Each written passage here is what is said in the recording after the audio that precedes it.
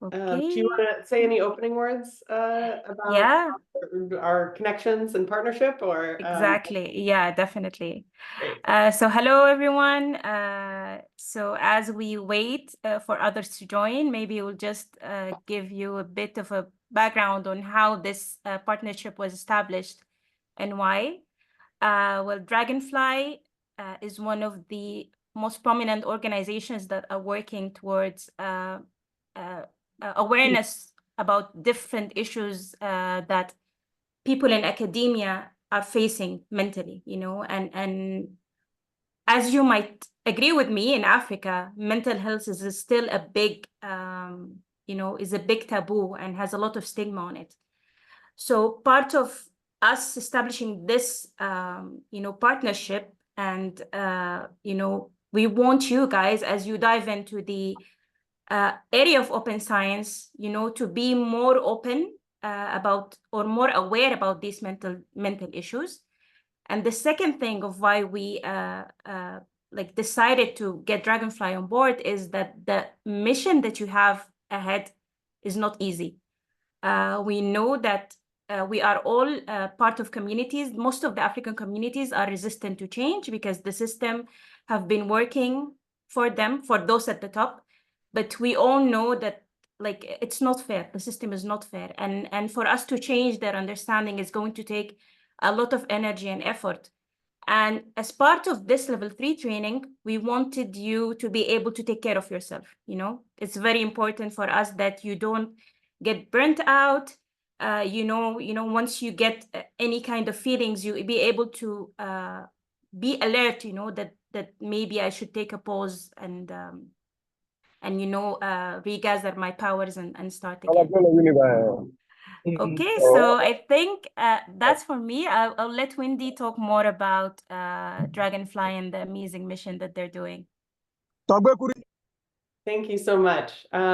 So hello, I'm Dr. Wendy Ingram. I'm trained in molecular and cell biology, but several years ago, I co-founded a global organization, Dragonfly Mental Health, to address the global need of improving our mental health as academics, because our minds are our most important tool in what we do in science and research and any kind of academic pursuits. And yet this worldwide, it's not just in Africa, taboo about talking about mental health, cultivating mental health, supporting each other openly and effectively and proactively in our mental health has for far, far, far too long been pushed to the wayside. So we are a global organization of over 450 volunteers from more than 45 countries worldwide, all different disciplines of academic science, research, humanities, arts. And we are working collaboratively and through networks, much like you are, building community support, providing evidence-based tools that are tailored specifically to academics, people at universities pursuing the graduate level or above faculty type positions. So that's who we focus on. That's our motivation. And we really see, our mission is to cultivate excellent mental health among academics worldwide. And we see that as critical for all of our success, both individually and as a worldwide community. So when we get connected with Lamas and the African Reproducibility Network, it was just a fantastic collaboration that I was really excited about. So we're happy to be bringing you several programs in the next month, to starting with this incredible and very, very important topic that bridges all aspects of success in academia and research and university settings, created by Dr. Vina Frick. So Dr. Vina Frick is the is a researcher of her own right, as well as has served in extensive leadership positions at Johns Hopkins University, and was recently served as the is it assistant dean of students at the Carey School of Business? It was the vice dean for education. Vice dean, Yeah, sorry, I was helping the dean. That's the main thing. So the vice dean of the Carey School of Business at Johns Hopkins, and just has extensive experience with mentorship and seeing all types, and then also is one of our board members. So the Dragonfly Mental Health is a nonprofit based in the US but globally operating. And the way that we work is nobody owns us as an organization or a company. We're governed by a group of incredible people and leaders, such as Dr. Frick and other colleagues, to serve the public. So with that, I will hand it over to Dr. Frick, and we're 9 after. So is this a good time to get started with the presentation too? Yes, Mhm. yes, perfect Great. time. Thank you. And we really hope that this will be interactive and engaging. So please feel free to engage as we go along. I'm sure Dr. Frick has that embedded, but just to encourage it at the very beginning. Yes, thank you, Dr. Ingram, and I appreciate both parts of the introduction and hearing what this is all about today. And I've had the pleasure of knowing Dr. Ingram since 2018, if I think back to where we first met, when she was a postdoc here at Johns Hopkins, and happened to randomly stop by a seminar that I was giving, and one thing led to another, and we've been collaborating in various ways ever since then. The topic of mentoring, as Dr. Ingram knows, is a hugely important topic to me. And you'll see that as I give the presentation. And as Dr. Ingram said, if you have questions throughout, there's no need to wait till I'm all the way done at the end. It's great to have a discussion as we go along. I think one of the things, even before I start, is just recognizing that there are so many different ways that people think about mentoring, even here in the United States. And so I'm going to present, one very specific model for mentoring that I find useful and appealing to work with. And I hope that you find it useful and appealing and can take pieces and figure out how it makes life for you, those you're working with, and when you need mentoring, also very useful. So I will pull up my slides, and I can still see everyone. So if you do have a question, feel free to raise your hand or put something in the chat. So what I like to bring is this idea that mentoring is a two-way street. And when we think about mentoring, we often think of one person who needs advice, the protege, and one person who has a lot more experience and knows more, the mentor. And the protege comes to the mentor for advice and help and counseling and ideas about their career and their life. And what I'm going to present is the discussion to encourage people who are engaging in mentoring as either the mentor or the mentee to see it as where both parties have a role, and both parties have a role in helping the other one to grow. And if we view this as an opportunity for helping growth in both directions, it can be fulfilling in an even different way for the mentors. Hopefully mentors, even when they're just offering advice, find that it's fulfilling for them to do so. But the opportunity to have fulfillment from exchange of ideas and exchange of thinking and sharing of networks going both directions is something that's just a wonderful opportunity when one is in a mentoring relationship. So with that, we have some data from back in 2019. This was in Nature Biotechnology, suggesting that mentees that felt supported by their mentors were far less likely to report anxiety and depression symptoms. And that was surveying over 2,000 graduate students from over 20 countries, this universal idea. So it's not just a US idea, but this idea that's universally shared, that when people are supported, they will have better mental health and fewer issues that they need to deal with. Yep. The number one thing that needs to be present to have a very good mentoring relationship. And really, when you think about it, this is probably the number one thing that needs to be present in most relationships in life, is that there has to be trust. The mentor has to trust that the mentee is going to listen. They don't always have to take their advice. That's not an expectation in mentoring, but at least process and think about when things are shared in either direction that are only meant for the other person's ears to keep that confidence.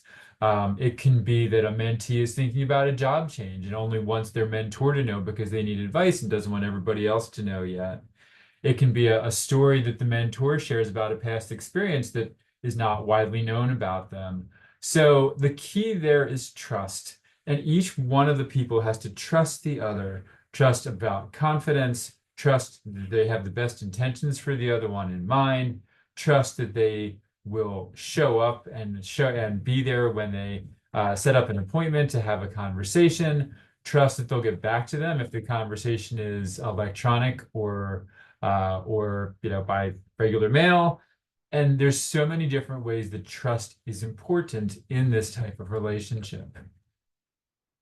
And then once we get beyond trust, if we want to spend just a moment, if people want to interact a little bit, you can feel free either to come off mute or put something in the chat. I'd love to know what people think about any of these questions, and we can think about what makes a good mentor. We can talk about what makes a good mentee or protege, some expectations that we have, and then examples in popular culture. And certainly here in the United States, if people just want to, put answers to whichever one of those they might want to respond to in the chat for just a moment, or like I said, feel free to come off mute. Like in the US over the years, so I'm 54 years old. So I grew up in an era where we had the original Star Wars, and we had the original Karate Kid, and we had things like that. And, you could see Obi-Wan Kenobi or Yoda as a mentor to Luke Skywalker. In Star Wars, you could see Mr. Miyagi as a mentor to the main character Daniel in Karate Kid. And I think one of the things about those examples from popular culture is that you have the junior person who needs the information, who goes to the senior person or senior people, and the senior people give the information back. But there's not a whole lot of ways in which the mentee is helping the mentor in those cases. And I think, again, what we're going to see is that there's a lot of research and some very good just data about how people relate to each other that emphasizes that if we see mentoring, and I'll repeat this several times throughout my presentation, if we see mentoring as a relationship, remember that a relationship involves more than one person, and to have that relationship, really the information and the ideas, as I said earlier, have to flow both directions. So I see that Samira has commented that a good mentor is supportive, there to look for solving problems with their mentee. I think that's a great example. That's one of the basic things that we expect, to go to a mentor for. We also have the biggest issue in Africa is mentorship is not well understood, and you rarely have good role models. It ends up being a system where a person projects how they were mentored onto their mentees. And even in the United States, we have a lot of mentors who are focused on creating what we use the phrase a mini me. So somebody who's just like them. You'll see when I talk about one of my longtime mentees that I'm someone who focuses on trying to help my mentee be the best at the person they are supposed to be, rather than being someone just like me. We have the comment from Otieno, a good mentee should be willing to put in the work. That is absolutely true. I've had any number of situations where I was in a paired mentor-mentee relationship, and the mentee wouldn't show up for appointments, didn't show up for meetings, didn't do the work in between to help advance themselves in ways that I thought might have been good for them. So that's really important, that the mentee should be willing to put in the work. Oluwafan Maleo said, good mentors are patient. Absolutely. That is an absolutely necessary patient. And one time, the dean who hired me into the business school, I had been at the School of Public Health for many years, The dean said to me, "You have good equanimity." And I even had to look up what the word equanimity was, but it meant being able to hold more than one idea in mind and process them both while trying to make a decision or trying to make a judgment. And certainly mentors need to be patient while they listen to the mentees and sometimes hold not just two ideas, but even more than two ideas. A good mentor must not be judgmental, but provide guidance to the mentee. You'll see that I'll mention that later on. And what I like to say is don't be judgmental, but use good judgment. So, we have wisdom as mentors. We have experience as mentors. And we have to use that when we're talking to our mentees or proteges, but that doesn't mean that we should judge them. A good mentor should be kind and trustworthy. Good mentees should be willing to learn. So we return to this idea of doing the work, doing the learning, taking in new ideas on the mentee side, and then adding to the mentor. So I mentioned trust. Obviously, someone needs to be worthy of that trust. So we talk about trustworthy and kind. The idea that the mentor should have a caring for the well-being and the best outcomes for the person they're mentoring. A good mentor must be active and listening, and we will see that I will talk about active listening some as well, just so that we're all on the same page in terms of what that means. A good mentor should consider the condition of the mentee. Absolutely. And so in the US, we use the phrase, meet the mentee where they are. Don't expect them to be where I am, meet them where they are. And so, I associate that with what Musa had written in terms of thinking about where the mentee is in their career, where the mentee is in their aspirations, their family life, if that's affecting their career. Many things affect how we show up at work. We have, let's see, another comment. Mentors should be a great encourager and motivator. Absolutely. I think that is very important to think about. And it's not that you should necessarily be a cheerleader to the point where you're offering advice and positives when there's not something positive there, but certainly encouraging. Sometimes a mentee needs to be cheered up. Sometimes a mentee needs to be convinced, oh, you have a slight, divergence in your path from what you expected, but it's not the end of the world. So we want to be optimistic. We want to be encouraging. We don't want to be unrealistic in our encouragement and optimism. Lamas says a good mentor should have compassion and remember when he was in the shoes of the mentee. Absolutely. And when we think about, picturing ourselves in the shoes of the other person in a relationship, we can think of empathy. Mentors should be honest, trustworthy, and a good leader. And I think obviously the honesty, as I mentioned earlier, we want to be optimistic and encouraging without being so optimistic or encouraging that it's ridiculous and ignoring reality. So that's where the honesty comes in. And a good leader, I think it's important to recognize that mentors don't have to have titles. I mean, as Dr. Ingram introduced me, I did have the title of Vice Dean at the business school here for 8.5 years. I don't have that title anymore. My title now is professor and nothing else. But as professor, I still have the opportunity to lead. I lead in the classroom. I lead with the people I mentee here in the US. I lead when I teach. I set an example, and I think that's important for people to comprehend. A good mentor should be firm. So stick to your convictions, know what your convictions are, and that's a lot of self-examination that a mentor should do before going into a mentor relationship. Listener and problem solver, so we've seen those in other forms before. Mentees should be humble, good listeners, and not lazy. I like the not lazy part. Obviously, the mentee needs to listen to what the mentor is saying. And I think both the mentee and the mentor need to be humble. The mentor needs to realize that they don't always have all the solutions, and it's not even their role to provide a solution. It's their role to help the mentee think about the solution. Samira mentioning leading without a title, and then the mentee should be open to learn. These were all great answers, and I thank you for your active participation. I think it's going to make the rest of it easy, and you've thought of a lot of the things that I'm going to mention, but I'm still going to mention them because I think it's quite important to recognize why and to put a little bit of structure around the remainder of the discussion. So this is me and one of my mentees, Rachel. So I've known Rachel for the first time I met her was 15 years ago. Rachel and I were paired in a mentor-mentee relationship at where I went for undergraduate studies here in the United States. They say to people who have graduated, do you want to mentor somebody? They say to current students, are you looking for a mentor? So we were matched in 2009. I have the first email where I received a paragraph about Rachel and her resume. The first time we met in September of that year and went to the ice cream shop at Penn State, where I was an alum, and Rachel was a current student.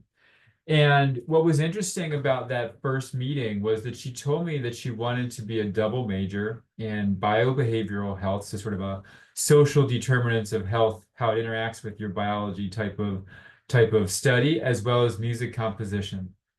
And I said to her, well, that's an interesting combination. Is one of them a passion and one of them what you really want to make your career on? Or you're going to find some way to combine them, like music therapy? She told me about a decade later that she had known from the very first meeting where I was sitting there eating my mint chocolate chip ice cream and giving this feedback to her that we were going to be a good match because she had applied for 2 mentorships and I was the only one who bothered to meet with her at all. And my willingness not to dismiss what she had said, but to think creatively. If this is what Rachel says she's interested in, how can we make both of these things come to pass? And what's interesting is, like I said, we've now known each other for 15 years. So I visited her when she was a student at Penn State. She's passed through Baltimore for a number of things in her career. She now lives in Washington, D.C., which is about a 40-mile drive or an hour-long train ride, depending on which train I take to get there, where I'm going this afternoon, in fact. She went on to get a master's degree. She's had personal health and relationship issues over the years. She's worked at the same job for a professional organization that I'm a member of for over 7 years now, and she's at the level of director.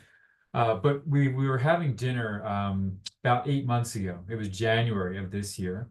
And I had been at Johns Hopkins offices in DC earlier in the day, and we had dinner.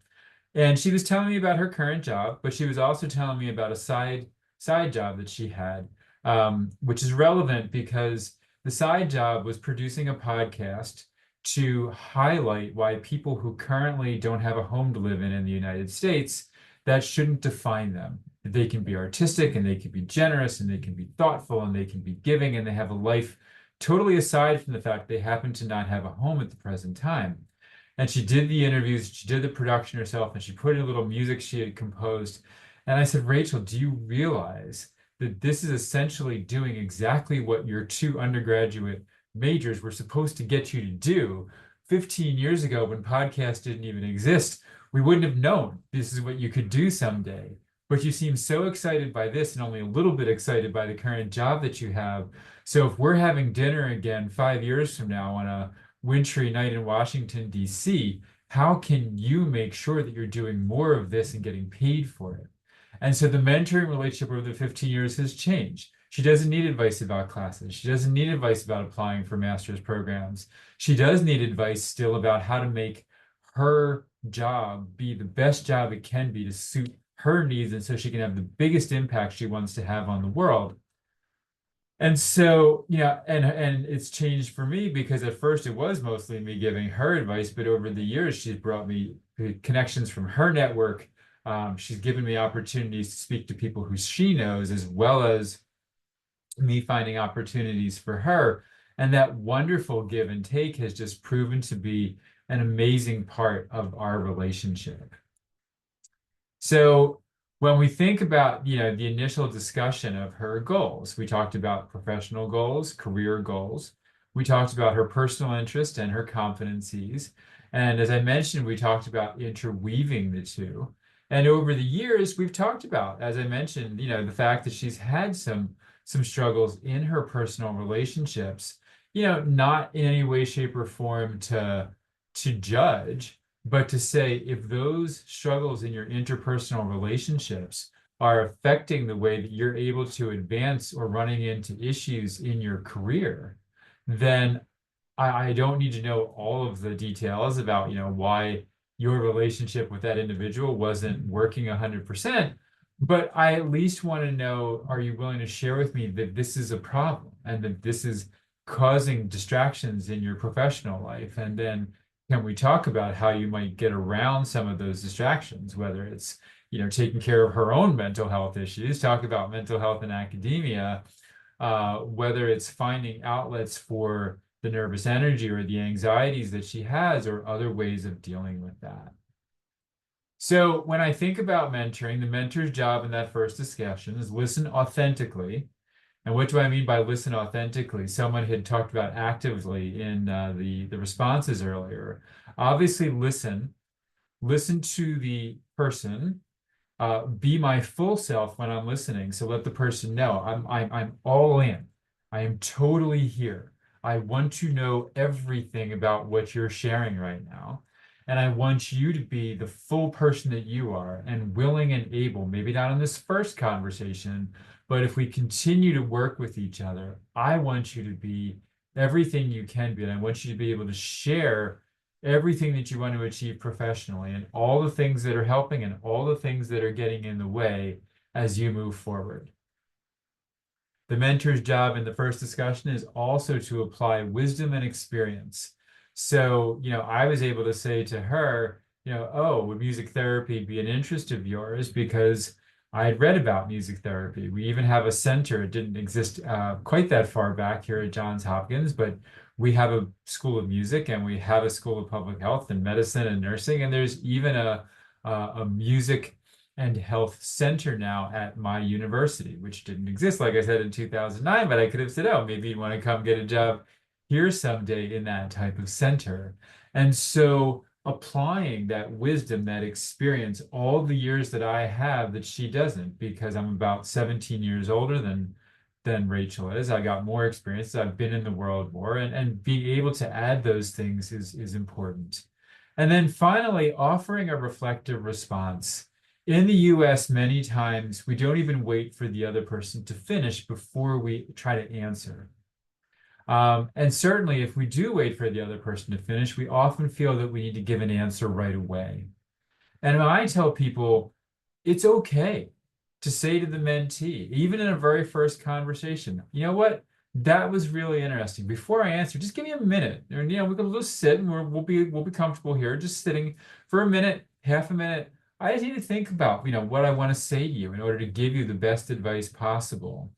And, whether you truly need the half a minute or a minute to think, or you just, sort of offer a response that's reflective, you want to reflect, obviously, that you heard what they said, but you also, in the process of trying to use that wisdom and experience, want to take the extra moment, slow down the conversation, not jump into conclusions, but really bring everything that you have as the mentor to help the mentee out. So over the years of working with Rachel in this mentoring relationship, there have been many milestones and events. Career progression. Her career progression from, again, graduating undergrad, going on to a master's program. She got an award for, a young alum from her master's program that she invited me and her parents to. It was virtual, but I got to virtually meet her parents that one time. It's been wonderful over the years of having these interactions. And then she's seen my career grow. I met her while I was only an associate professor in the School of Public Health. She got to see me be full professor. She got to see me move over to the business school. She got to listen to the issues that I faced when I was making a decision to step down from a role with the extra title of something dean and be just a professor again. In terms of thinking about extra career opportunities for growth. She, gave me opportunities to interact with the professional association in ways that I didn't have when I didn't know somebody on the inside. I've given her opportunities to interact with people that I know and brought her into the vision care world in ways that she hadn't been. And then obviously unanticipated influences and events, her decision to do podcasts, my interest in music, my interest in our shared interests, even in creative ways of expressing ourselves, both for our career and personally. have all been lovely things, and things that, again, over 15 years, sometimes we didn't meet more than once a year. Sometimes we'd meet practically monthly, depending on what was going on in our lives. And I think that the real key is just, having this wonderful, again, give and take throughout what has now been an amazing and fruitful 15-year period of having this relationship. So Lamas asked the question, a mentor should help mentees in networking. I think one of the most important things that I can do as a mentor, in addition to offering advice, in addition to bringing my wisdom, is opening up my network to my mentee. Now, I'm going to tell you something about that. When I say that, I don't usually do that at the very first meeting. I certainly let my mentee know I might introduce them to one or two people, but here's my reasoning. I've had a couple mentees who I've suggested that they get in touch with someone who didn't follow up. So in all honesty, I'm going to do a little more assessment of a mentee before I give them a follow-up these days. Again, several people have mentioned willingness to do the work, willingness to learn. Some of my mentees weren't always willing to do that. And so I'm going to suss out a little bit, assess, is this person somebody who I think is going to follow up? And then I will ask the person in my network, would you be willing to have an introduction? And then I'll do the introduction with the reminder, please follow up afterwards. And I always think to myself, I've got, many connections on LinkedIn. I've got many connections of people here in the business school, at the rest of the university, in the Baltimore community, in my larger professional community around the world. And I will always be thinking when I'm talking to somebody, who do I know that this person should meet? And again, sometimes I'll make the introduction, sometimes I'll offer and they're not so interested at that moment. Both of those are fine. The key is, if I'm thinking, who could this person meet? How could this person learn more? How could this person enrich and deepen their understanding of their professional lives? Those are the types of things that I'm going to think about and offer as something that the mentee could give or take. They may or may not want that. I mean, maybe the mentee is looking for a very transactional relationship. Just give me some advice on how to graduate. Give me some advice on this mental health issue. In an academic setting, give me some advice on this research or how to move this paper forward. And that's okay. I'll talk to the person about that if that's what they're interested in. I don't have any problem with that. But I offer that I can try to find ways to have a different impact on their lives. I'm not going to judge whether it's better or worse. It makes me feel more fulfilled. But if it doesn't make my mentee feel more fulfilled, then I'm going to play along with what the mentee is looking for. But I know a lot of my mentees, especially very early career mentees, are looking to build their networks. So maybe I should add another picture. The next time I give this presentation, I was at a professional conference this summer, and I've taken on 7 new mentees over the past 4 years. Each of them I meet with them in varying frequencies. But 5 of the 7 were all at this one reception at a conference, and we got a picture of the 6 of us together, and you could just see the joy on people's faces for having the opportunity to know each other, know me, and bring people together. And it's just a wonderful set of opportunities that can work out if you're in, those are the opportunities that present themselves to help build the network so that the person can grow their career. A person's going to grow their career because of their own achievements. A person's going to grow their career because of the merit that they have. And a person's going to grow their career because of connections that they have. And so that's one of the reasons that I see the networking as such an important part of how I can play a role in helping the lives of my mentees. So I see that Wendy added an answer there. And then we have, let's see, from Lamas, in my community in Sudan, mentors rarely do so. They're afraid the mentee might steal their light when it comes to the connection that they have. And that's a concern. I understand that can be a concern for people. I think I will say that I realize that as a full professor at Johns Hopkins University here in the United States, I have a lot of privilege. And so if somebody else in one of my connections suddenly has more light than I do, to me, that's okay. I have that opportunity to share some of that light, to let somebody else be in the spotlight. I think one of the most, and this is maybe a difference between early career being a mentor, mid-career being a mentor, and late career being a mentor. And while I think I have many years to go, having been here at Johns Hopkins for 28 years, I find people increasingly labeling me senior career expert at this point. And I sometimes have to get a grip on that fact that at only 54, with at least 20 years of work ahead of me, I'm a senior career expert. But I do think it's okay that that I can give other people the opportunity to shine. Um, Again, maybe at different points in our careers, we have to be a little careful of who's going to be in the spotlight, because we do need to advance ourselves. But at this point, I have more than enough opportunities to share with others. And again, I'm not going to judge others for not being quite as willing to shine, or let others shine when they might sort of overpower. But I think that's something we all have to grapple with. How are the ways that we can make a difference?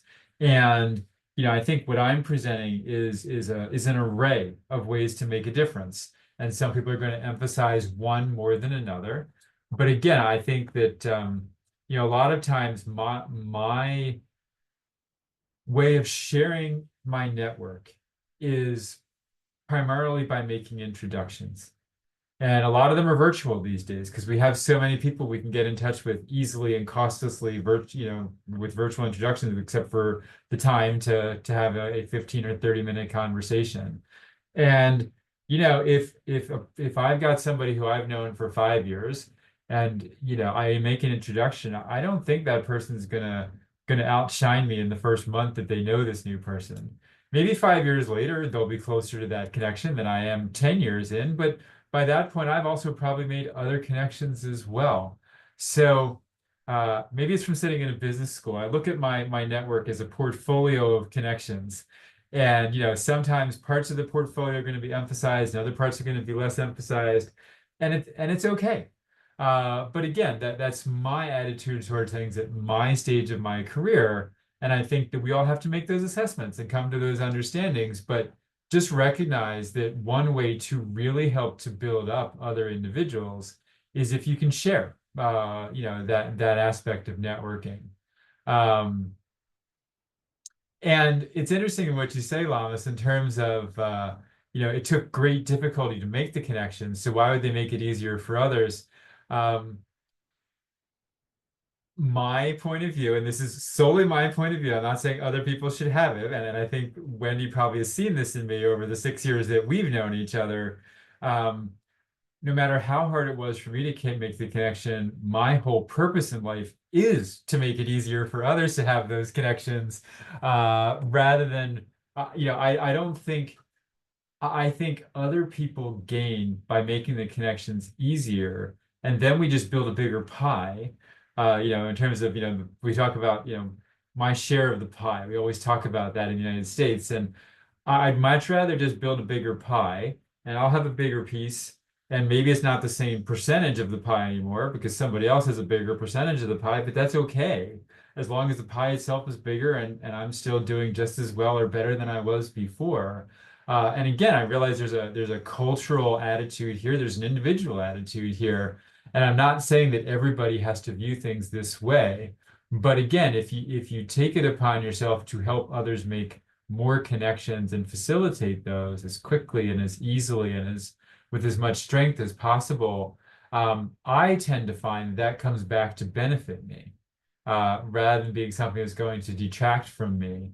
But again, there's a culture that I'm in, there's a culture that you're in, and I don't want to take away from or question the culture that anyone else is in. I simply want to, suggest that by helping people to build their communities and their connections and their networks, it can create good for all. I know there's a few more questions. Let's see. How can a mentor and mentee have a positive relationship? Things there where studies need to identify factors that hinders positive relationship between mentors and mentees in Africa. I mean, that might actually be something that that some of the people that I know who are doing research on mentoring, and I'm even trying to, it's not that I want to toss aside a quarter century of economic evaluation and health economics research, but I am trying to move into research on mentoring. And I think what would be interesting is, what are the differences between, factors of how people see mentoring on both the mentor and the mentee side here in the United States versus how people see it elsewhere around the world, because it can have an impact on what the culture is. I know, we have a lot of students from China here at the business school at Johns Hopkins, and the attitude about mentoring in China can be very different than the attitude here in the United States. So I think part of it is a recognition of what is, and part of it then is a thought process about what could be. Is it a culture that we want to shift, and how would that culture shift? And the culture can't shift if there isn't that one person who says, I want to be the first person who makes this change, or who understands better what the relationships are. But it sounds like from some of the comments that one of the challenges is this notion, and I see that Wendy put about a comment about scarce resources, and it's I've had an influence on you, Wendy, because obviously as a health economist, I was the one who talked about scarce resources in the very first lecture that you stepped into. But I think that Wendy raises a good point. Do we come to our professional lives with this sense of there's a finite amount of resources and we're all in competition to get them? Or do we come to professional lives saying, well, sure, I understand there's a finite amount of resources, but the joy that we can create, the fulfillment that we can create, the innovations that we can create to move our scientific fields forward really do help to make, while the money's not going to necessarily grow, to make the sense of well-being and joy and fulfillment that we can create bigger with the resources that we have. And so how do we think about those things to move them forward?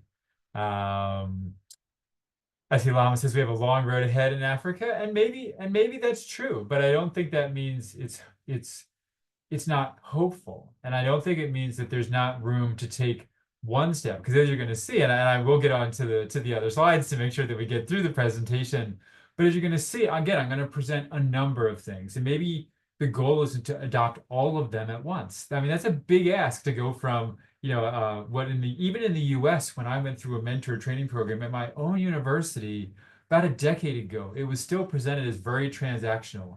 Talk to your mentees in an academic setting about getting that paper, getting the next promotion. And yeah, those are important. But if I don't understand, all right, well, another person who I mentor, she recently said to me, I don't know if I'm going to lead an amazing life. I said to her, Seema, what do you mean? You're an MD, PhD who's working in radiation oncology and curing people of cancer. What more amazing life do you want to have than that? And she said, well, I was also interested in entrepreneurship, and my personal life hasn't been all that great. And I've just got my dog and my cat and me. And is that all it's ever going to be? And I shared some writing with her about what I thought was amazing about her life. And she appreciated that. And that's part of my role as a mentor to Seema, was to say, you are leading a pretty amazing life, and maybe you don't see that every day. And the funny thing is, she says that back to me sometimes, but when I complain about my life, not being as amazing in the ways that I want it to be. And I think that recognizing that and that alone, so thinking about if the goal is to be that encourager, that promoter, that optimistic person alongside of the person you're mentoring, then, again, you don't have to do every single thing that I'm suggesting. But if you think to yourself after we're done today, what one thing could I do differently to help mentees that I haven't thought about before? And then obviously we'll share the slides. And if there's, then there's a second thing a year from now, you think, oh, of all those things that I mentioned, I could add a second one now. That's a step in the direction. And change only happens quite often in life, in many parts of our lives, one step, and sometimes one baby step at a time. So things between the mentor and the mentee. The mentor needs to listen patiently. Obviously, we had talked about that a bit already in terms of the comments that came from you earlier. Don't be judgmental. We talked about that earlier, so you hit on many of these things. Giving feedback, and I love this graphic where sometimes it's the mentor's role to add their own thoughts, but a lot of times it's the mentor's role just to take in what the mentee is saying and reflect it back to them and say, is this what I'm hearing? Is this where you really are? And how can we think about this differently to help you advance? And so sometimes it's just holding a mirror up to the mentee in addition to adding our own interpretation of what's in the mirror. Prompting, maybe you should try something new. Maybe there's a new way of looking at this. Maybe there's a new way of thinking about it. And I think that's really important to recognize in terms of how, other things that the mentor can add for the mentee in addition to the network. It's what are new things that the mentee hasn't even thought about because they don't have the experience. They don't have the the lifelong opportunities. Network access, we've talked about that quite a bit already. And so, we can come back to that at the end if we have a few moments, but I don't think we need to dwell on that anymore at this particular time. And then basically support.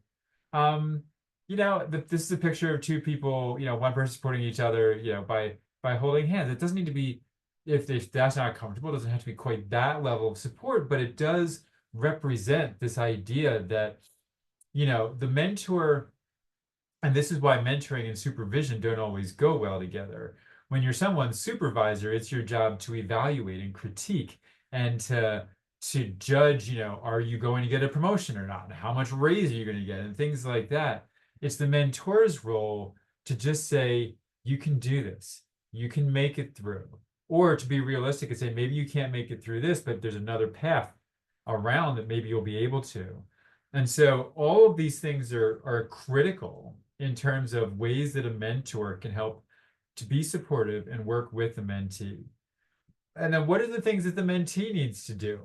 And the mentee can help the mentor to reconnect. I mentioned that, I've worked with both my undergraduate alma mater. I've also worked with my graduate school alma mater in mentoring current students in both of those. So I always feel more connected to where I went to university. In addition to the fact that Rachel, because of her job at a professional association that I've been a member of since I graduated my PhD program 28 years ago, but I was only this related to for a while. And Rachel said, do you want to take a step up and be much more involved? And I did. And it's been a great 5 years ever since I took that step up. Mentees are usually younger. They can help me learn new things.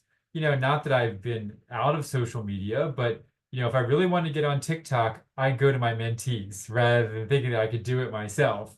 Because my mentees are a lot more in touch with modern social media, whereas those of us in Gen X, as we label ourselves in the United States, born in the early 70s, we're still stuck on Facebook, and so again, it's interesting. What are the things that I can learn? It could be new analytic techniques for my research. It could be new social media for the way that I reach out to people, but both of those are legitimate ways that the mentee could teach me things about how they're interacting with the world and the skills that they're gaining and how I can learn from them. New insights. Again, they're experiencing a different universe essentially than I am because of the way they were raised, the assumptions that they make and things like that. And that's important for me to gain from. Honing skills. Again, it goes along with the learning. If I'm going to learn from my mentees, they can also help me to develop and really they can, I could say, oh, what do you think of this latest post that I put on, such and such a new, social media? They can offer opinions. Along with the insights, it's perspective. This is an interesting little graphic where, one of the characters is looking at it and seeing it as a 9, and the other one's looking at it and seeing it as a 6. And it's just reflective of the fact that when my mentees, look at the same situation that I'm looking at, we can draw two very different conclusions. A different conclusion about what the motivations were, a different conclusion about how to solve it. And both of those are okay. And listening to that and interacting through that can be really important for both sides. And then opening doors. Obviously, as the mentor, I'm going to, in most cases, have a much bigger network than my mentee does. But it doesn't mean that there aren't people in my mentee's network who I don't know and who are just as important for me to know. And especially as I've moved into new professional areas in the time since I left that vice dean role, I've been able to develop and think and work in new things that I'd never thought about before. And sometimes having the network that my mentee brings to the table can be absolutely critical for that. When we look at personal and professional narrative as a mentoring tool, like I have a story of my life. You know, I went to school originally thinking I was going to be a chemist, and then deciding I wanted to go into healthcare management, then decided I wanted to do research on healthcare management. Oh, but not management, more policy. And then I did cost effectiveness for a while, and then I realized I really liked teaching, and then I wanted to help run the school. And then I'm like, no, I've had enough of running the school. I want to go back to teaching. And now I don't just want to do research in the economic evaluation and health policy area that I've been doing for all these years. I am a mentor. I talk about mentoring. I want to do research in this area. And I want to understand diversity. I want to understand leadership better and not just talk about it, but do the research. That's all part of my narrative. And I could share that narrative with the people I mentor. And they could say, oh, well, that's close to the narrative that I was imagining for myself, or different from the narrative that I was imagining for myself. And I think, you know, there's a couple things. One of the things a mentor can do is ask the mentee, well, tell me the life narrative you're imagining for yourself. And then who from the people I know or the network that I have can I introduce you to help you make that narrative actually come true? Kind of like a dream come true, like in a fairy tale story. Um, and then again, there's also a narrative to the relationship that I have with a mentee. You know, whether it's Rachel, who I showed you the picture of, and mentoring her and thinking about all the ways in which we've helped each other over the years. And the narrative is I was the mentor, she was the mentee. We now have much more of a peer mentoring relationship. And then part of the narrative is there's still a need for a mentoring team. Like, you know, not just one mentor, but multiple mentors. Just before I go on, I see that Lana said that learning from a mentee requires an open mind. When Alanis was first appointed as a teaching assistant, I was told to never say I don't know. It shatters your image in front of students, which is interesting because a lot of times, especially when you're just a teaching assistant and not yet the professor, it's okay to not know everything and say, you know, I don't want to give you the wrong answer. Let me get back to you after I've checked with the professor. So again, it really comes down to this question of, are we setting ourselves up as the senior professional in a relationship to be the one who always has all the answers? Or are we setting ourselves up as the senior one in a professional relationship to be the one who knows better how to find the answers and to bring that to the person we're trying to help? And I may not know the answer, but I can help you find it more efficiently than you could by yourself. And I think it's an interesting thought process. And I'm not saying it's wrong to want to set yourself up as the one who has the answers, but realistically, we don't always have all the answers. And so I find it much easier as I've gotten more senior in my career to admit that there are a lot, I am more willing to admit now than I used to be. There are a lot of answers that I don't know. And I can, again, I can tell somebody but I can help you find it better than I could have 5 years ago, 10 years ago, 20 years ago. Identify your style of mentoring. You know, how do you interact with people? Do you interact with people in a way where you're going to be sending lots of emails? Do you respond quickly? Does it take you a while, but you just want to let the mentee know about that ahead of time? Do you set boundaries in what you're willing to talk about and not willing to talk about because of your past? And then if other people want to set boundaries about what they're willing and not willing to talk about, is that okay? Again, going back to my mentee, Rachel, I mean, she has let me know about some of the challenges that her personal life created, but she's never wanted to talk very much about the person who was creating those challenges. And I didn't probe. I simply said, tell me what you need to tell me so that I can help you make better decisions, but no more than you're comfortable with. If there's a vulnerable topic. So Rachel, is it a personal issue at this point? Is it a health issue? What's getting to you, and knowing then when to stop, and also recognizing that none of this is one and done. I interact with people much differently now than when I first met Rachel. I interact with people since I've discovered things about myself in my life differently than before I discovered those things. And so over time, and I think about how I interact with people differently, do I understand boundary setting better? Do I have a different set of vulnerable topics now than I used to? And am I better at recognizing when I'm treading on something that I shouldn't be treading on for the other person? As an adult, I don't see myself as, sort of, a finished product where I'm a sculpture that's never, it's etched in stone and never going to change again. I see myself as someone who continues to grow and live and and understand better throughout my entire life. And it's gaining wisdom throughout my entire life. I want to spend a whole lot of time brainstorming because I just do want to make sure to cover all the topics. But just think for a moment, how does receiving mentorship help you? And then how does providing mentorship help you? And if you want to enter a few things in the chat, I mean, I think the receiving is much more easy to answer, but if you think providing mentorship helps you, I've given some examples of how it's helped me quite a bit in the in my career. But if you want to put a few things in the chat, that would be great. I see again, Lama said from a personal experience, when I tell my students I don't know, they grow to respect me and love me more. And that's what I find, because I think what they see then is that you're authentic. They see that you're honest. And whether it's a student or a mentee, people want to know, are you being your authentic self, or are you just putting something on? And trying to claim that you know everything all the time. Well, when I was about 10, I thought I could know everything and be the smartest one in the room every time in my life. I quickly learned that A, alienates people quite a bit.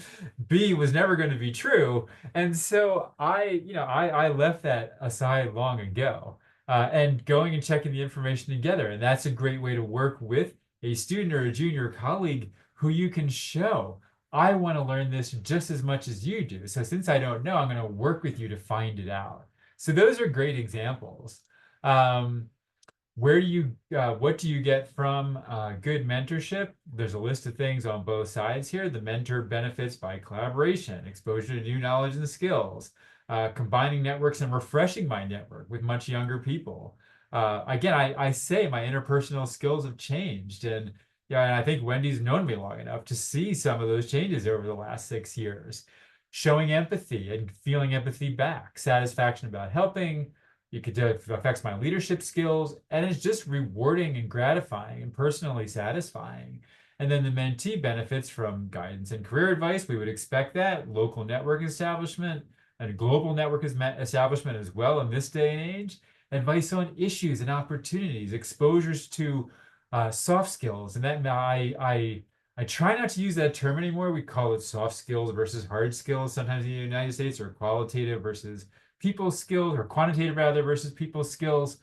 The dean at my business school right now calls it power skills. And I really like that term instead. And so we'll change this slide even before we share it with the group.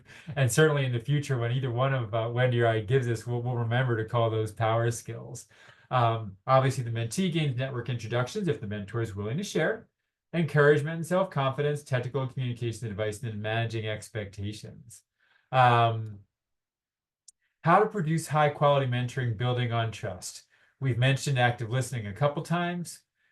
Empathy, we've mentioned a couple times. Boundary setting, authenticity, engagement, empowerment, connection, reflection, curiosity, and non-judgmental, but using our better judgment and wisdom. And I've got a quick slide on each of these, so I'm not going to dwell on this list too much. Active listening, make it clear that the speaker has your full attention. Don't talk over them. Ask questions for clarification. Offer summaries at logical points, and respond reflectively. Take that extra half a minute sometimes. I think the biggest of all these things for active listening is make clear that the speaker has your full attention.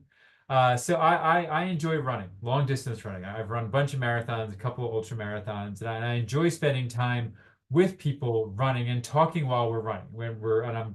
Me and my running partners are all lucky enough that we can go for we're not running at Olympic pace, for the marathon or the 100. We're not running at that pace, but we're exercising and talking together.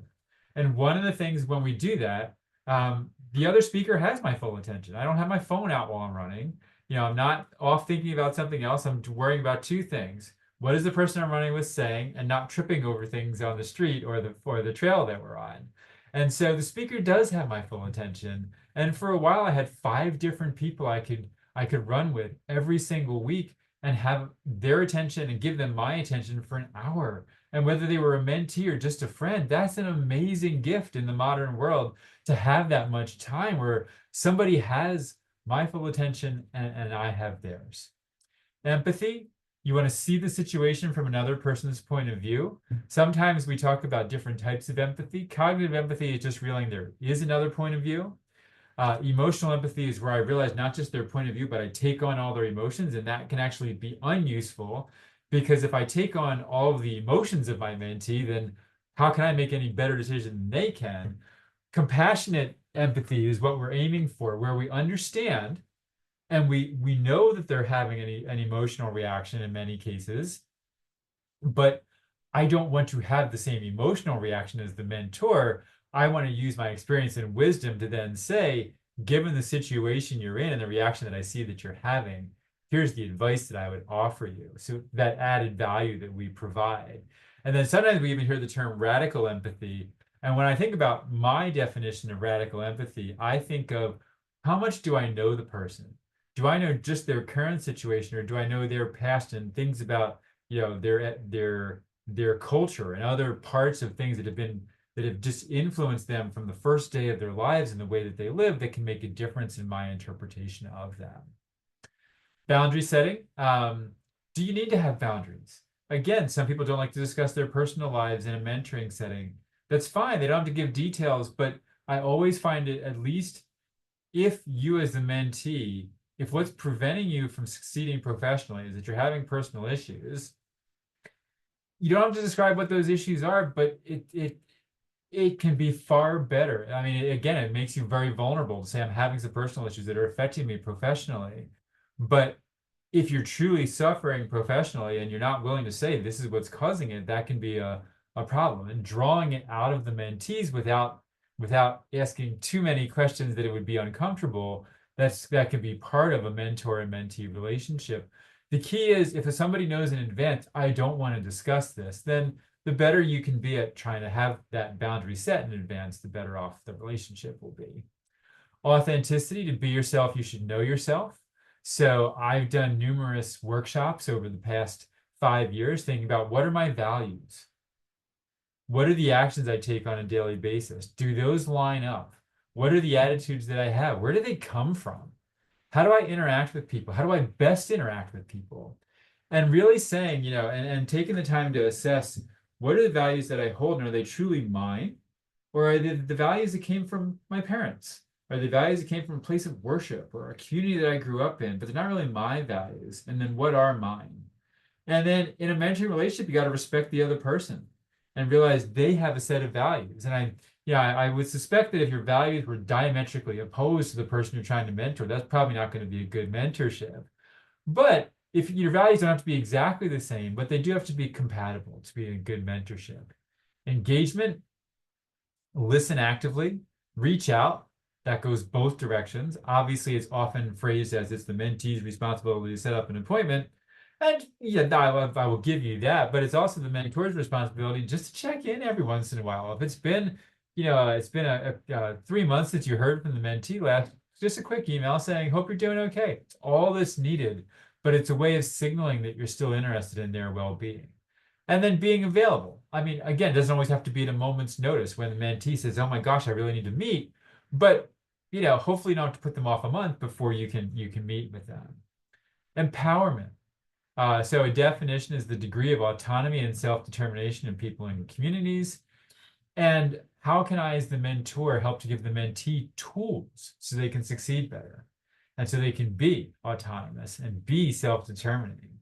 And can the mentee help me learn things that could help me be more autonomous and more self-determining in my own life? Connections. We talked about shared connections. We talked about connecting to others in one's network. And I think what's important is, regardless of how much we are willing to share, willing to build, willing to interact, still one really key thing is building what I call a curated network. So, if you go on my LinkedIn, and feel free to look me up on LinkedIn if you choose to, I have almost 9,000 connections. I don't claim to know every one of those 9,000 people well, but certainly the top 50 to 100 on that list I do know well, and I do feel that at a moment's notice I could say to almost any one of them, hey, I've got somebody who wants to talk to you. Would you be willing to spend 15 minutes in an informational interview? Or I got somebody who's coming through your city. Would you be willing to have coffee with them? And that's what I've curated. That's what I've nurtured. And it's really about the nurturing rather than anything else. I might have 9,000 connections, but how many of them have I truly nurtured so that I can call on them and they can call on me in similar ways. And those are the connections, again, to the point that was made earlier. I had to work hard for those, but then I want to share them once I have worked hard. Reflection, ask questions that demonstrate listening, and take time to reflect before responding. I'd already mentioned that. And then curiosity. Don't just ask yes or no questions of the person you're mentoring. And the mentee shouldn't just ask yes or no questions of the mentor. Ask open-ended questions. Ask them with the purpose of what you're trying to understand. Allow time for you to think and allow time for the other person to think and respond. You can just nod and say, go ahead, tell me a little bit more. But there doesn't have to be, conversation going back 100% of the time. There can be pauses in a conversation. It's okay. And it's okay for the conversation to slow down. And then sometimes if the conversation ever becomes contentious, then curiosity can be really important, because I borrowed this phrase from someone I met several years ago. They say, be curious and not furious. So don't get mad. You may get mad eventually, but the first thing should be, let me understand you better. Non-judgmental response while using our best judgment. We've talked about this already. Again, I think the bottom bullet point is probably the most important. Use your experience, use your wisdom, be thoughtful, support the judgment of how you give the response, but don't be judgmental about what the person has done, unless, of course, as in the first bullet, there's something unethical, immoral, or purely illegal. And then you want to advise them that's really not a good idea. How do we find a mentor? So obviously, I've mentioned matched mentoring programs. Sometimes professional associations, sometimes the universities we work for try to say, you're a junior person, you need a mentor, we're going to match you up. And those sometimes work and sometimes don't. I was matched up with people that way when I was junior faculty. Sometimes, and I'm going to work from right to left on this one, we can go through an informal process. We know somebody who's further along in their career than we are. We've seen their work. We've read their articles. We saw them give a presentation at a conference. And so we write to them and we say, oh, I'd really love to, could I pick your brain for 15 minutes on Zoom if you're willing? And you ask for what we call an informational meeting in the business world. I just want to find out a little bit more about you and your work. Thankfully, most people are more than happy to talk about things they're passionate about for at least 15 minutes if they can spare the time.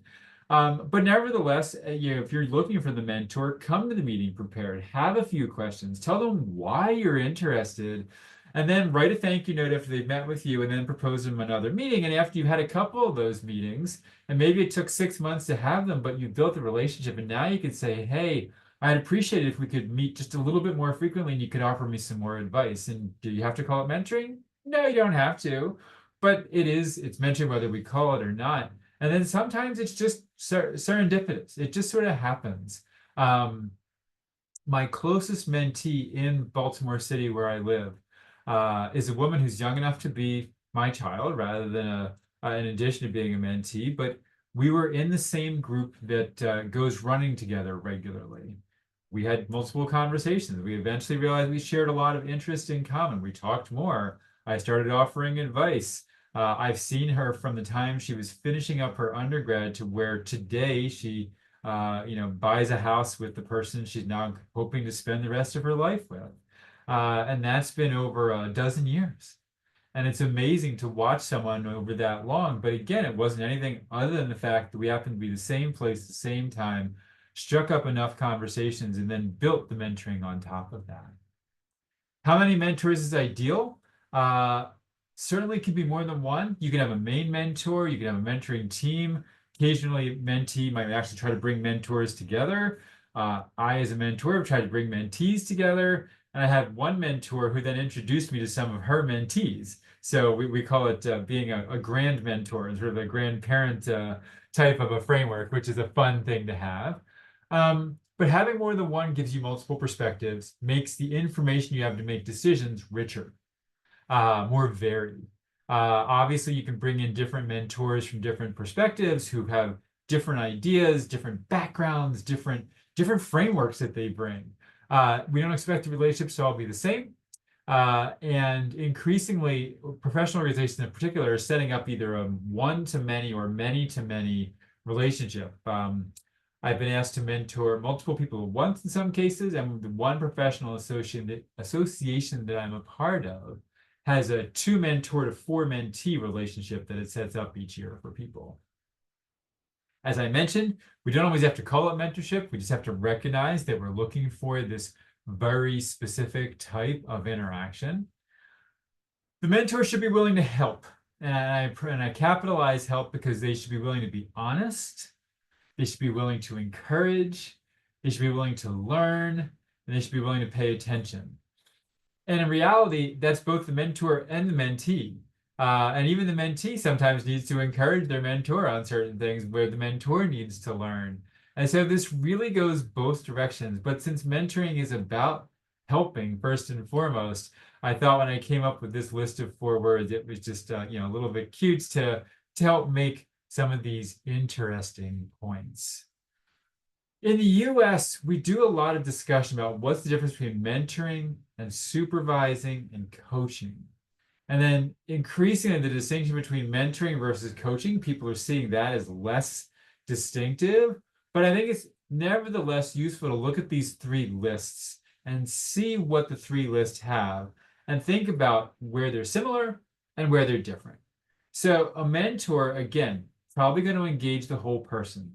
Tell me about your professional goals. Tell me about your aspirations. Tell me about something you'd like to do outside of the office, just to get to know the person a little better. And then, like I said, whether it comes to personal issues, maybe the mentee wants to share, maybe the mentee doesn't want to share, but at least be willing to hear it's the personal issues that are an issue for me. Offer opinions based on their experience and prompt the protege to think more broadly. Okay, and we could list a whole lot of other things under mentoring, but those are 3 big ones that you can then contrast with the other 2. Let's actually jump over to coaching at the other side first, because we've already talked about coaching some. Or no, we actually talked about supervising, sorry. Supervising, we're offering oversight with authority. I'm your supervisor. I've got to evaluate you at the end of the year. I'm telling you what to do because it's the next thing that we need to do for our organization. And I have the authority to do that. The only authority in mentoring is that, I have more life experience and I'm the one who's supposed to know more. And I can persuade you that I should, be trusted to give you some advice. But we have authority through the organization when we're supervising. We direct projects or we direct research. We have knowledge and expertise that the person who's working for us, who we are supervising, doesn't have, and we're trying to instruct them on how to gain that in addition to do their jobs. And then there may be a conflict of interest in trying to both supervise and mentor, because mentoring, you might say, oh, what you really need to do is look for a different job. Whereas the supervisor, unless you're trying to counsel somebody out, you're probably not going to tell them, go look for a different job. And then in coaching, sometimes coaching engages the whole person, because in the United States, we have a whole career of people who want to be life coaches at this point in time. But often coaching is about a specific skill. So again, we think about the Olympics that just went on over the summer months. There's team sports in the Olympics, soccer at the Olympics, right? So if you're a goalie and you're trying to, improve your ability to make saves, then you don't go to a coach who's going to teach you how to kick it further down the field. The goalie might need that coach as well, but if you're having problems making saves, you don't go to the kicking coach. You go to the coach to help you with the making of the saves. And so that's a specific skill that you need. And not that mentors can't help the mentees with specific skills, but coaching is often about something very specific. Or it's multiple skills, but it's not always about your whole life. We look to athletic coaches. Athletic coaches, certainly if I'm looking for a running coach, they're going to help me with my running. Make sure that you don't kick the feet out when you're moving that step forward. Concentrate on how quickly you're following one step after another. But my running coaches who I've worked with over the years are also going to say, are you eating well? Are you eating a healthy diet? Are you eating fast food too much? And so multiple skills there, my athletics and my diet, but still with one focus. Can I help you run faster? And then coaches will often ask questions without providing the answers. The coach's role is to get the person they're coaching to do the thing better, to answer the questions themselves.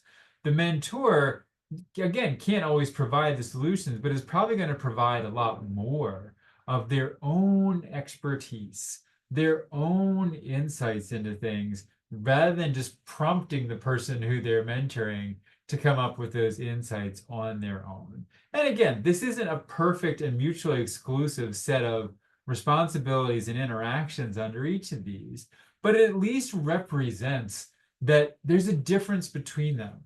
And, and we're sometimes, again, as a mentor called on to do some of the other things. But if we are a mentor, we should be hopefully a mentor first. And then the other things just come in sometimes. Setting communication expectations. Again, I mentioned that I've had a few mentees who just didn't communicate very well with me, and that was very frustrating. Over the years, what I've learned is that's going to happen sometimes. There's going to be other mentees who I form lifelong, interesting relationships and friendships with. That's great. But not everyone is going to be that way. But the more I can work with my mentee from day one, again, I got 2 new mentees in August at this professional association. I said to them both, I'm willing to meet with you as frequently as once a month for a half hour. And one said, great, I'll take you up on that. When do you want to schedule our first meeting? And the other said, what about quarterly? I said, let's do that. If you want to meet quarterly, we can meet quarterly. And if after the first meeting or two, we say, oh, she says, I really need more advice than that, then great, we'll increase it. But we talked about the frequency from day one, what's expected. And if you email me, how soon should I be getting back to you? The type of communication. Does email work? If we are on each other's, texting, WhatsApp, what are other ways to get in touch? How often do we want to try to meet in person if we can at all? Or maybe we're, separated by, half the United States and we're not going to have a chance to meet in person. How consistent are we? Is that going to be monthly and really are we going to stick to it? Is it going to be, oh, well, I meet this month, but next month after that, well, I got too much going on, and then we'll wait 2 months, and the next time it'll be 3 months, and we'll be back to monthly again. It can be useful to at least have a pattern. And then openness, and this goes back to the boundary setting issue from earlier. But if we think about all of these and get some sense of, what is the mentor willing to do for the type of communication, how often and how consistent and how open they're going to be, and what's the mentee going to do, and can we make sure that we're both looking for the same thing when we talk about this? I think that can be really, really important. I see there's a few questions, so let me go back and see what the questions are before I cover the last few slides. Let's see. So I see if we go back, there was back and forth originally about the checking of information. And then we had a comment about receiving mentorship helps to grow professionally, opens doors of opportunities without having to labor so much. And that's what I talked about as a mentor, trying to help other people get there more easily. As we're in a learning situation, we are all on the way to search for what we didn't know. I think it's better to make students search for the answer and discover and make the conclusions for the truth. Absolutely, we're trying to help them to be able to do that better. Before mentorship is synonymous with coaching. Thanks for the update. And again, there's a lot of discussion even in the research community on these two topics in the United States about how much of a distinction there is. But I think, particularly when I make the comparison with sports coaching, that helps people to realize sometimes there's a coach for one very specific thing who doesn't necessarily want to know about your entire life. But the irony is, even we're coming up to the end of the American baseball season. And a lot of times, what baseball players will say is it's something in their personal lives that's just getting to them and distracting them, and they can't put their whole mind on being in the game 100%. And when you're a professional athlete, that's important. You're being paid because people are trusting you're going to put your mind and your body into that game 100%. And so that can, that can be an interesting question. And then, is your advisor / supervisor, can they also be a mentor? And, some of the mentors I had in my life were teachers, but when they were a teacher, they were mostly a teacher. what they did was open the door enough to stay in touch with them after they were a teacher that they became a mentor or a coach. My high school cross country coach. I give to my high school to have scholarships for students who went to my secondary school in honor of my cross country coach, because he was a coach, but he also taught us a lot about life in general and how to be better people. And that was quite important. So teachers can play all these roles given that they're trained, absolutely. And it's a question of whether they're really, are they trained to handle them and provide the support and the empathy in addition to the other things. I see we have a question. Go right ahead, Lamas. It's a question, but please feel free if you think that we're running out of time to put it off. But my main concern was that, especially if we're talking about this training program and what our trainees are going to be doing, they're mainly going to be working with either their peers or those who are superior to them, you know? So how would you navigate that, because usually the mentor-mentee relationship is that the mentor is sort of, yeah, I know we said that you don't really need to have a title, but they're usually kind of, older or more advanced in their career than the mentee. But yeah, I think for most of the local network leads, it's going to be, the other way around. So how could we navigate that? So, I mean, I think just in terms of, a lot of it, so what you're saying is those who are here today are going to be looking for mentoring from people higher up in what we're doing? No, they're going to be mentoring those Gotcha. who are higher up. Yeah. Oh, mentoring those who are higher. Gotcha. Yeah, about open Yeah. science. Yeah, yeah. No, I mean, that's that is a very interesting dynamic. I think, I'll make one comment, then I'll give an example from me recently. Hopefully, those who are more senior but who are going to be mentored recognize their own need for mentoring. There's nothing harder than a person who doesn't realize they need mentoring and trying to mentor them. And so, again, at the professional association meeting that I was at in August, there was a different mentoring situation where, for a research topic, I signed up to be the mentee. And the person across the table from me, I talked with two different mentors during this 90-minute session.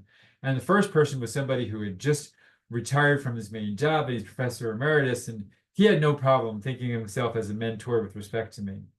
The second person said to me, Dr. Frick, there's a person at my university who was an assistant professor when you were vice dean, and I'm only a year ahead of him. And how am I supposed to mentor you? I thought I was on the wrong side of the assignment at this session. I said, you know what? If we were talking about career advice, then sure, I'd be the mentor. But we're not talking about career advice here. We're talking about a research area that I've never done research in, that I need help in. And yeah, is it scary for me as a very seasoned senior professor to say, I'm entering an area of research that is so new to me that I need to sit on the mentee side of this table? Yeah, that was kind of scary. But I was willing to do it because I knew I needed the help. And there's nothing worse than when you need help and not asking for it. And so I checked my ego at the door to that session, and I didn't try to be any bigger than I was. And I just said, look, here's my goal. I realize it's probably not even a 1-year goal. And, he went through my ideas with me. He's like, and we concluded that I was pretty much going to need to write a second dissertation, but not get a second PhD. Because he's like, here's the 3 steps that you could take to move in this direction. And it's probably going to take you 3 to 5 years.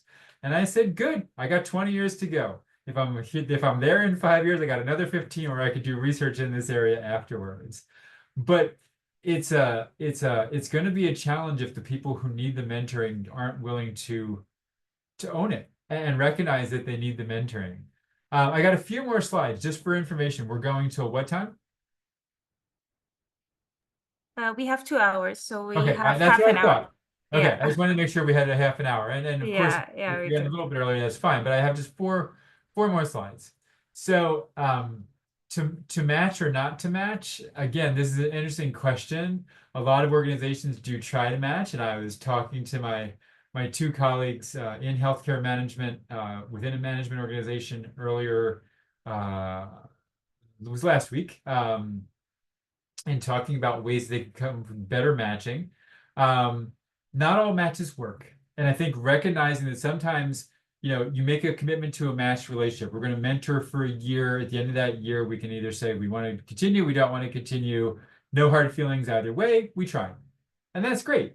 And some of those relationships have been amazing. Again, my relationship with Rachel was started out as a matched mentoring relationship, but it's grown serendipitously afterwards.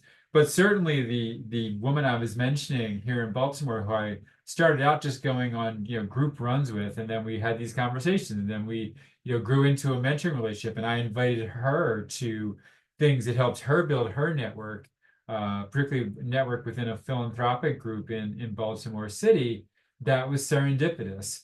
The one thing that, about a serendipitous match or a serendipitous relationship is it's almost destined to be easier, because you wouldn't have started the mentoring relationship if it wasn't a good relationship to begin with. And then not every mentoring story is a happily ever after.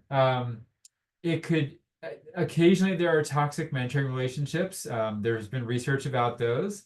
If it's toxic and it's simply disagreeable personally, there are ways to end it politely. You can appreciate the fact that the mentor gave some time.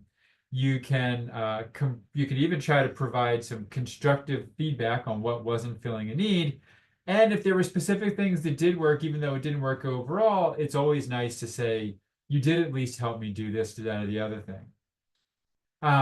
Again, if it's truly toxic, then, if it was serendipitous but turned toxic for some reason, then, as the person who was maybe trying to initiate the relationship, figure out why did it turn toxic and how to avoid that in the future. If it was matched and turned toxic, then I think the people who did the matching sort of deserve to know that and deserve to hear what made it toxic, and think about whether they ever want to, whether it was the mentor or the mentee that led to the toxic relationship. They certainly should avoid, matching that person again if it's something inherent about the person, or was it just, again, the relationship itself didn't work. But again, if it's just not working and not productive, then you can politely end that type of relationship. Either one can initiate the ending, recognition that it's no longer serving its original purpose. Expect a relationship to last a year, it takes that long to figure out, is it working or not? 3 to 6 years is a reasonable time for an ongoing productive relationship. Again, I've mentioned several that have gone on much longer. I've mentioned a couple that were just 1 year, and I've had a few that sort of went on for a couple years afterwards, and then, maybe something will bring me back in touch with the person. I know in my undergraduate alma mater, I was on campus last spring for an event, and at that event, I actually met the parent of somebody I had mentored. Talk about a small world in a university that admits 15,000 new students each year. I met the parent of someone I mentored who had also gone to the same university, and got me back in touch with somebody I mentored who I hadn't been in touch with much for a year or more before that. And then the post-mentoring relationship, you can be peers afterwards. You can be collegial peers, you can be close peers, or sometimes it just fades away, and that's okay. Not every relationship in our lives is meant to last a lifetime. It's nice when they do, but they don't have to. So in conclusion, while mentoring is a two-way street, it's important to remember that it's about the protege's development first and foremost. Again, not that I don't want the mentor to continue to develop. I mentioned that in my own perspective, I'm someone who wants to continue to learn and develop and improve myself and be the best version that I can be. And there are always ways that I can improve. So mentoring should be about my development, but first and foremost, it's about the mentees or the protege's development. So when I think about my personal mission statement that I have written on my whiteboard, and when I say I want to empathetically instigate authentic pursuit of reflectively discerned purpose, that reminds me every day when I see it on my whiteboard in my office where I'm sitting right now, that I want to show empathy. I want to do some prompting, but let the person figure it out on their own. I want them to be authentic as they look for their answers. And I want their answers to be ones where they arrived at them after some thinking and they discerned them. They really took the time to discern, and it's what is their purpose, not just what's their next goal. How are they going to make a little more money next year? How are they going to get their paper published? But really, what's driving them? Why did they become a researcher in the first place? What are they hoping to achieve differently 5 years from now they're not doing right now? Those are the sorts of things that can be absolutely critical for helping both sides to grow. And so, to summarize, every decision we make it in a context. I don't have to understand every last detail about the context of the person I'm mentoring, but the more of those details the mentee is willing to share with me, the more of those details I have in mind, the better the advice I'm going to be able to give them over time. And that's important. Mentoring, like life, is a team sport. Yes, my greatest mentor relationships have been one-on-one relationships that have developed and deepened and strengthened over time. And yes, I like my one-on-one runs with my mentee, Lauren. And yes, I enjoy it when I can go for dinner or to have a quick coffee with my mentee, Rachel. And I could go down a list of many, many mentees like that. But it's still a team sport. Who are this set of mentees? I mentioned the photo of me and 5 out of my 7 mentees in a professional organization. It's introducing them to each other. It's helping them to get to know more people. It's helping and understanding from them how they can help me. Knowing my values is critical, and always asking myself, am I making a decision that's consistent with my values?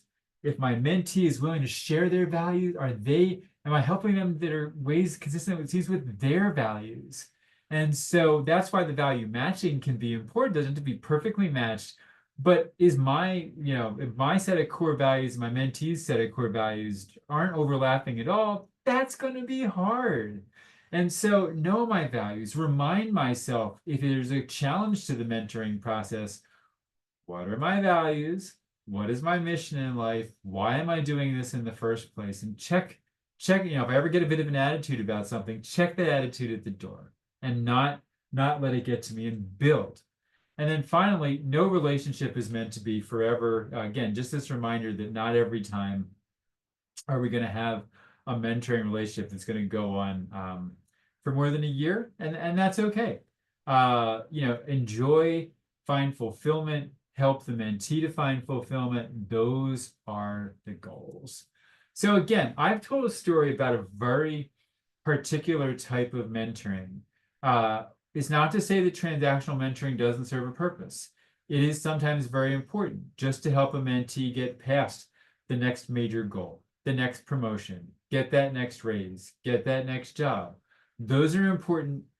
Short-term goals can be very transactional. Could you make an introduction? Do you know this person? What do you know about this section of the industry? What do you know about this sector? Fine. But is that all you want to do? Which is fine. Or do you want to engage in a different way, whether it's mentoring up, mentoring sideways, mentoring those who are junior to us? The mentee has to understand that they can benefit from it, which can be a challenge to mentoring up. But again, if there's a way to remind the mentees, you need this new training, you need this new information, and I want to help you to not just learn the information better, but to use it better. Those are the types of things that we can remind people about as we go. So I'm going to turn the slides off, and we can open it up for more in the chat and more discussion.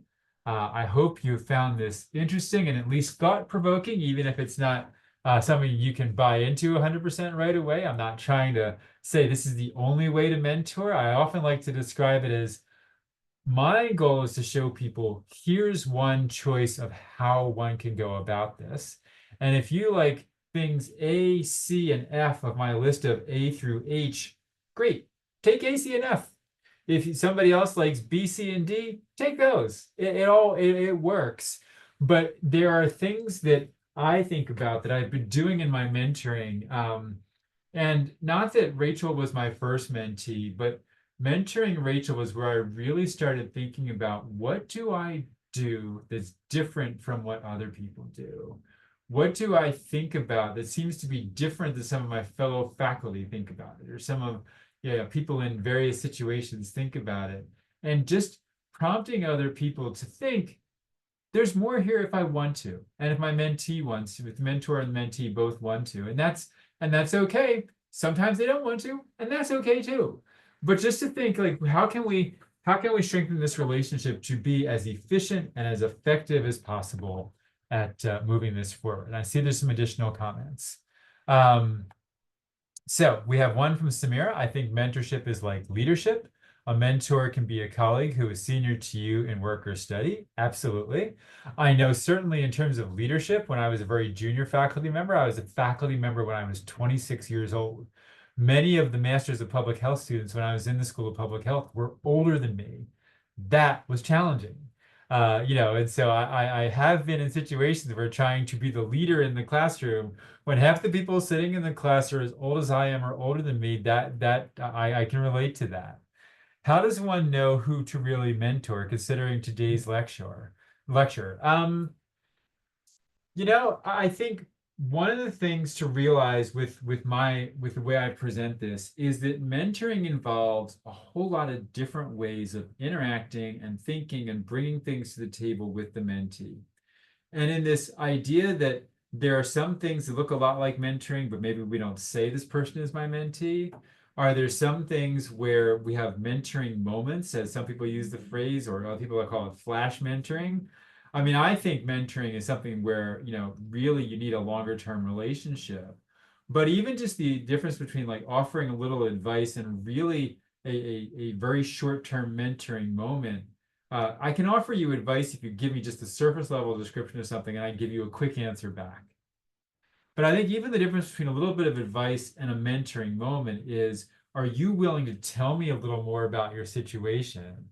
And then once you told me a little more about your situation, am I willing to invest a little more time and give that more reflective response rather than just a first response? Let's see. Joseph asked, can mentors be harsh and difficult for the mentee? If so, should the mentor change mentee? Should the mentee change mentors? So let's be honest. In all of our relationships, unless we are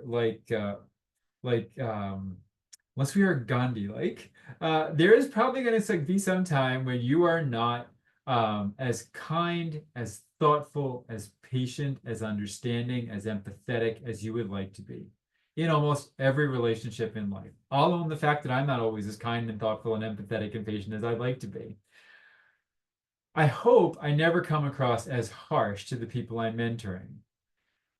From the point of view of the question that was asked, I think it's a question of, was it just a one-off? Maybe my mentor was having a bad day. I caught them at a moment when, something in their personal life, they just got a paper rejected. Something went wrong that day, and I'm catching them later in the day, and maybe they don't give me the best reaction. Or is this a pattern? If there's a pattern of harshness and difficulty, then maybe it is time to look for a different mentor. If it's a one-off, then I would say, I would hope that the mentor is self-aware enough that the next time they have a chance to interact with the mentee, they say, you know what, I wasn't at my best the last time, and I wish I hadn't said X, Y, or Z. Okay, that's the question. Does the mentor have the self-awareness to do that? If the mentee wants to bring it up because the mentor doesn't have the self-awareness, and the mentee then says, that seemed a little off last time. Was there something up? And again, the mentor, it's not their responsibility to say exactly what the issue was any more than it's the mentee's responsibility to say exactly what's going on in their personal lives. We mentioned that earlier. But the mentor can at least own it. And again, if it's a problem, remember that since we're also here in the context of helping academics' mental health, if it's not helping your mental health, then it's probably, especially if it's a completely voluntary mentoring relationship, then yeah, it is probably time to go through that list that I said, thank them for whatever they did provide, if you can find something that was a positive somewhere, and move on from that.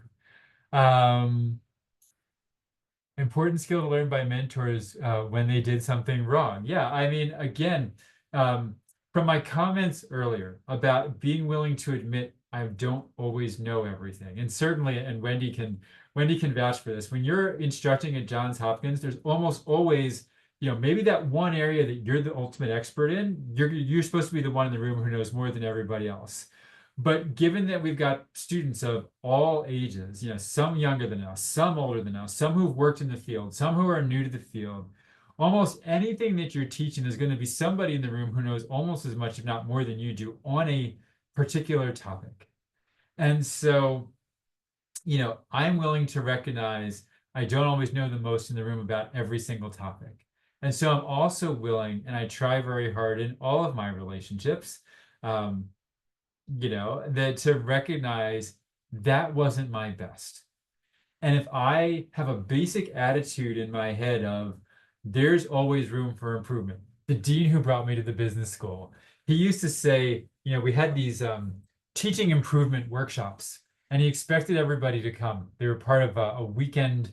It was a half day of Saturday. It started at 7:30 in the morning, and he got 80% of the faculty to show up for these, for something that started on a Saturday at 8:30 in the morning. And he would always say, we're doing teaching workshops here because I want everyone to be here.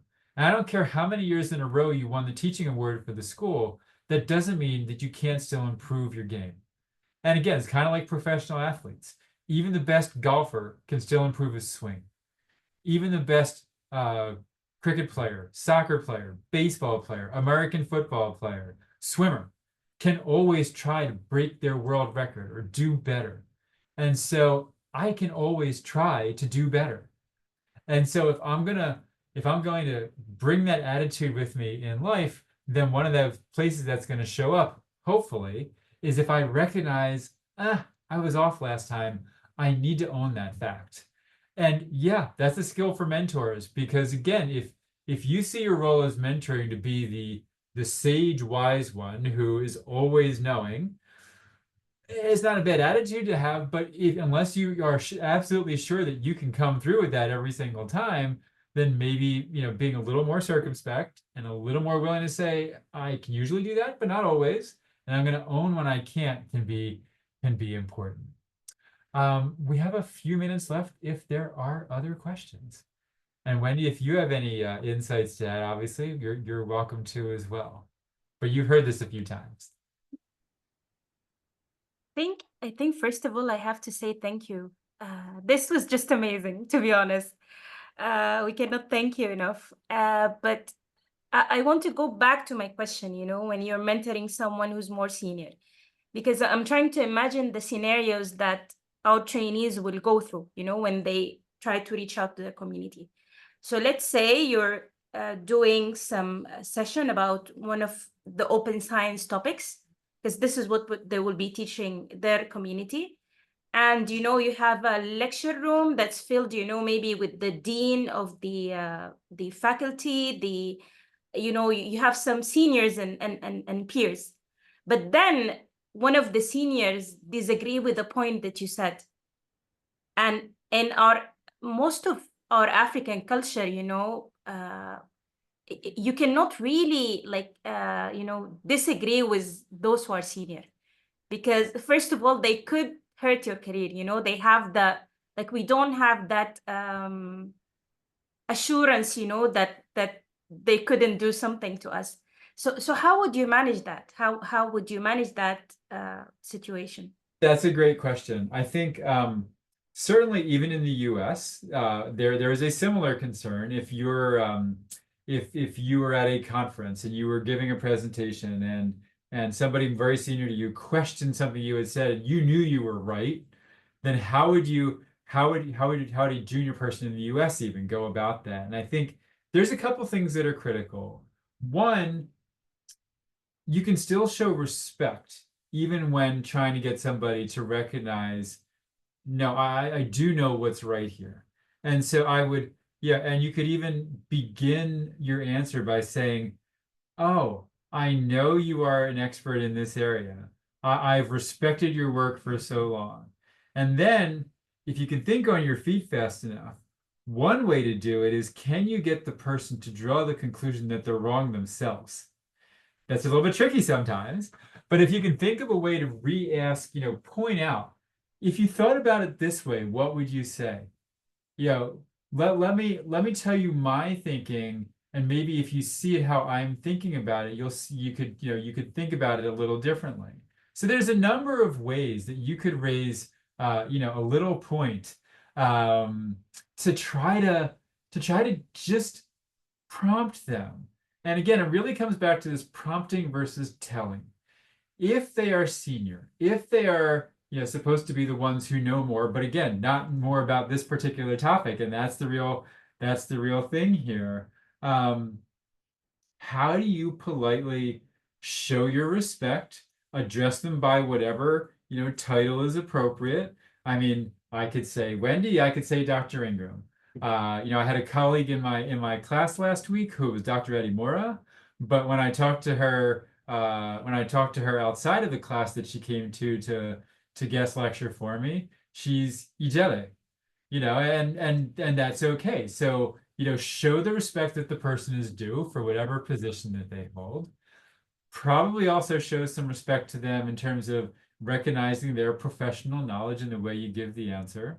And then again, to the degree that you can find a way to prompt them to realize their mistake, that's the thing to do.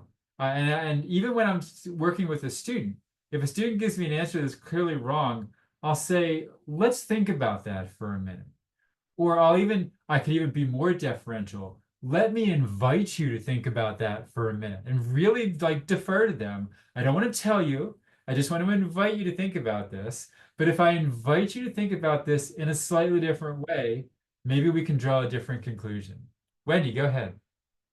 So all of that is great, but can also be like really, really nerve-wracking, and also totally depending on the circumstance, a difficult like dynamic to be in, especially if they are forceful in how they counter you or say disagree with you, or authoritatively kind of putting their foot down, or even being aggressive. So in any of those circumstances, and we run into this constantly with trying to advocate for mental health in academic spaces.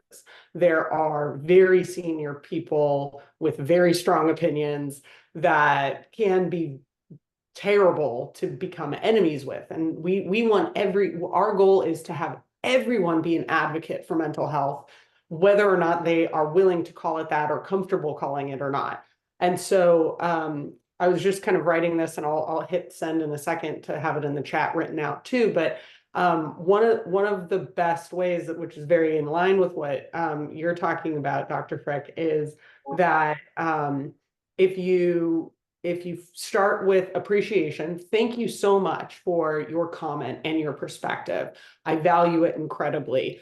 And then, pile on the compliments and the acknowledgement of the respect for their position and whatnot and what you know about them.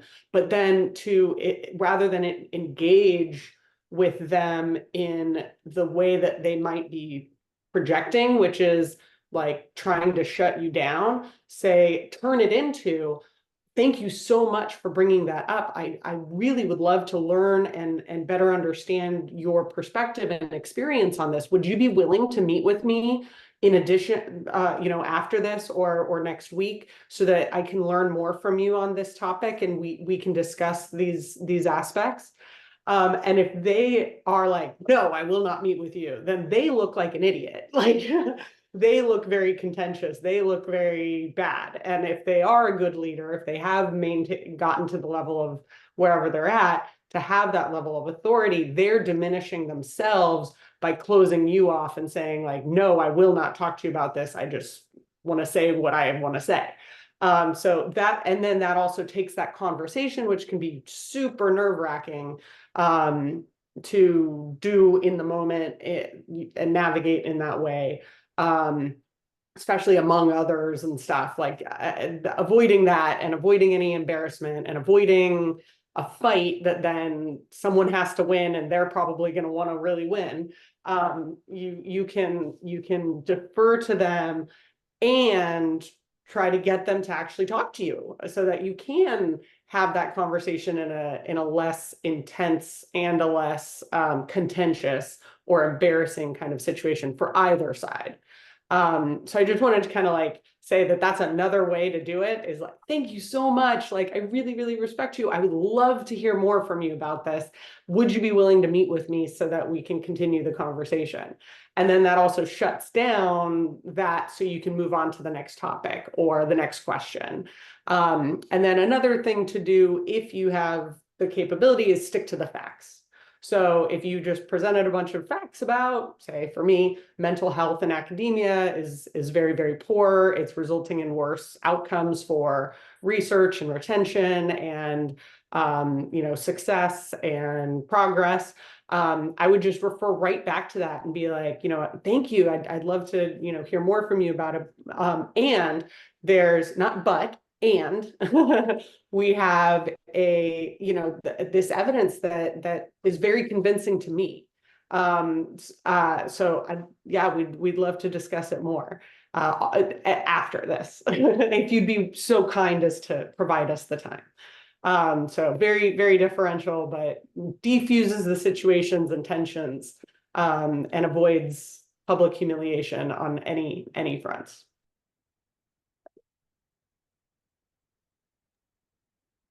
Other Yeah, questions? I think- Thank you, Wendy, for that extra insight. That's very helpful.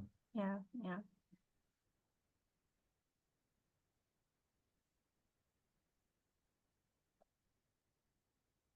So are there any questions? Yeah.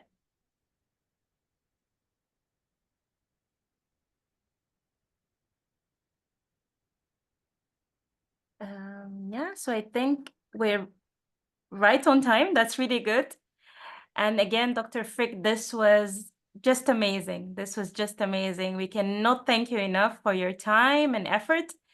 And I think we've learned a lot from this, not just, to advance open science, but even for us in our careers, So again, we cannot thank you enough. And we're so happy to have you here with us. It was a pleasure being here, and I look forward to hearing how things go for you after this. Definitely. We'll keep in touch. That's for sure. Okay, wonderful. Thank you. Thank you very much. And thank you, Wendy. Thank you very much again. And we will see you again, Wendy. So we Yes, cannot wait. Yeah, we cannot wait for the October next session. 3rd and October 8th, I think, Yes, are yes. our next ones. And then Yes. October 10th as well, Yeah, for the yes. wider audience. So For the that's wider great. audience, Yeah. yes.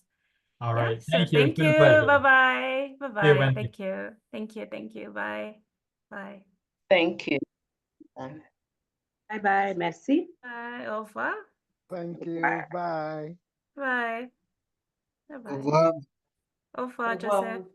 Merci beaucoup. De rien.